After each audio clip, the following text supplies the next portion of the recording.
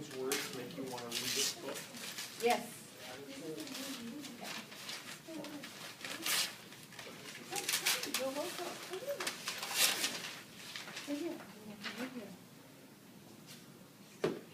What about these words?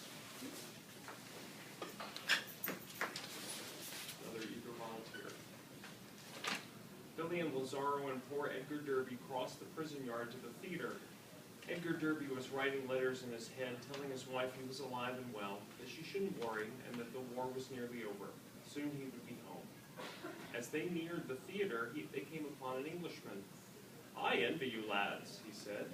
Somebody laughed. Billy wondered what the joke was. "You lads are leaving this afternoon for Dresden. It's a beautiful city, I'm told. You won't be cooped up like us. You'll be out where the life is, and the food is certain to be more plentiful than here.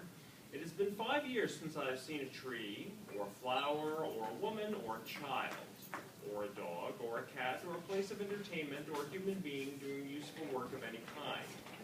You needn't worry about any bombs, by the way. Dresden is an open city, undefended, contains no war industries or troop concentrations of any importance." When it was time to go, the Americans marched out of the British compound.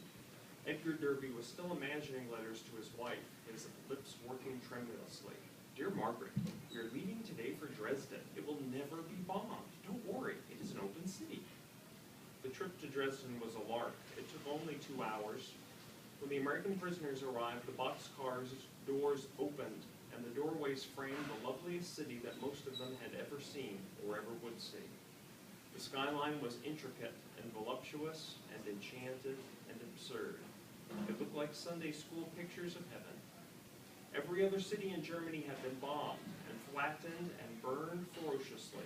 Dresden had not suffered so much as a cracked window pane. Sirens went off every day, yes. They screamed like hell, and people went down into cellars and listened to radios there. The planes were always bound for somewhere else, though. In Dresden, steam radiators still whistled cheerily. Streetcars clanged. Telephones rang and were answered. Lights went on and off when switches were clicked. There were theaters and restaurants. There was a zoo. The principal enterprises of the city were medicine and food, and processing of food and the making of cigarettes. People were going home from work that late afternoon when the Americans arrived. Those people were tired. 8 Dresdeners crossed the steel spaghetti of the rail yard. They were wearing new uniforms. They had been sworn into the German army the day before. They were boys and men past middle age, along with 2 veterans that had been shot to pieces in Russia. Their assignment was to guard 100 American POWs who would work as contract labor. The soldiers marched the Americans into the streets of Dresden and finally to the gate of the Slaughterhouse, and they all went inside. The Slaughterhouse was not a busy place anymore. Almost every hoofed animal in Germany had been killed and eaten and excreted by human beings, mostly soldiers. The Americans were taken to the 5th building inside the gate. This one-story cement block cube had been built as a shelter for pigs about to be butchered. There was a big number over the door of the building. Before the Americans could go inside, their only English-speaking guard told them to memorize the address in case they got lost in the big city. Schlachthof 5. Schlachthof meant slaughterhouse. 5 was good old number 5. The first night there, Billy and poor old Edgar Derby were pushing an empty 2-wheeled cart down a dirt lane between empty animal pens. They were going to a communal kitchen for supper, guarded by one of the German boys, Werner Gluck. The sun had just gone down, and its afterglow was backlighting the city, forming low cliffs around the bucolic void to its idle stockyards.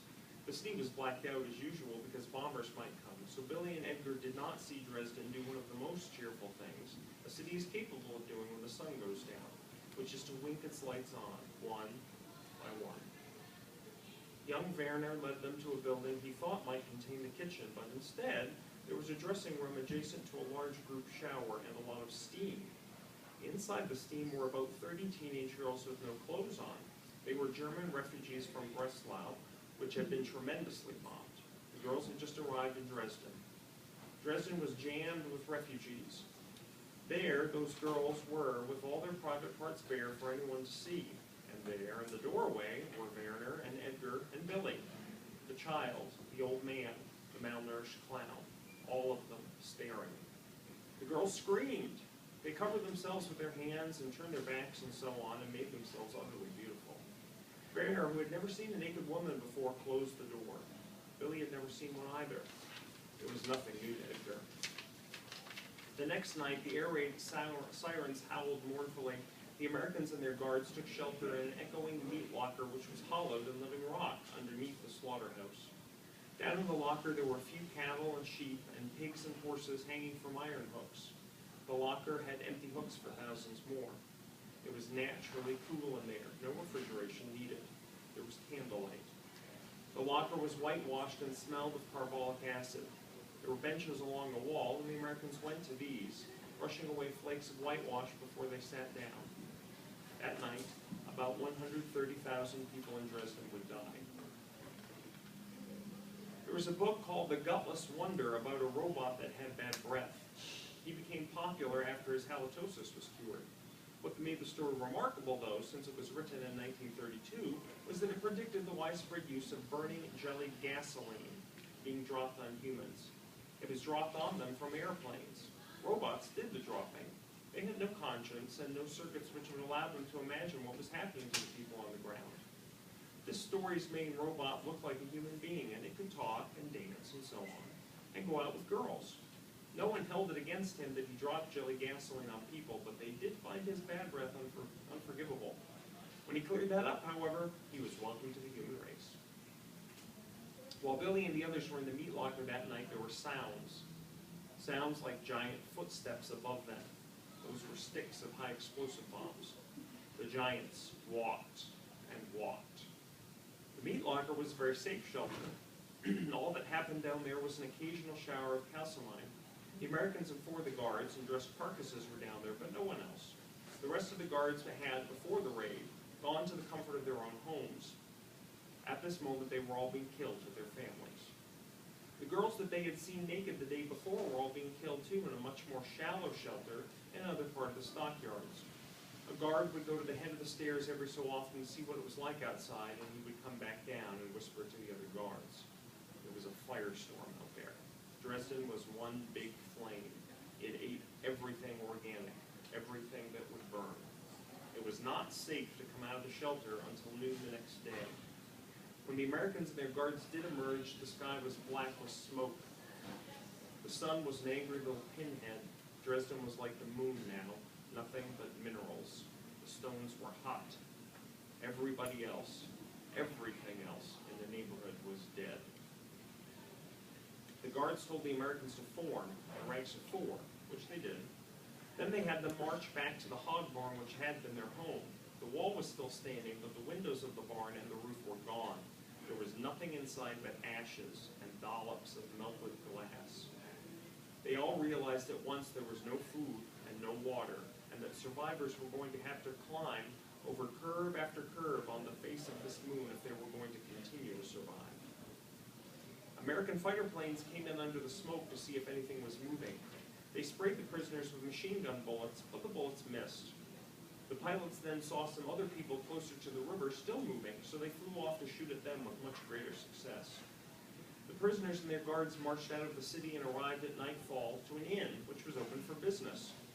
It was run by a blind innkeeper and his sighted wife, who was the cook, and their daughters, who worked as maids and waitresses. This family knew Dresden was gone. Those with eyes had seen it burn, and they understood they were on the edge of a desert now. Still, they were open for business, so they waited to see who would come. No flow of refugees, no trickle, none at all.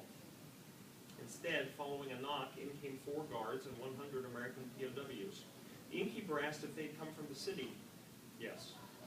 Are there more people coming?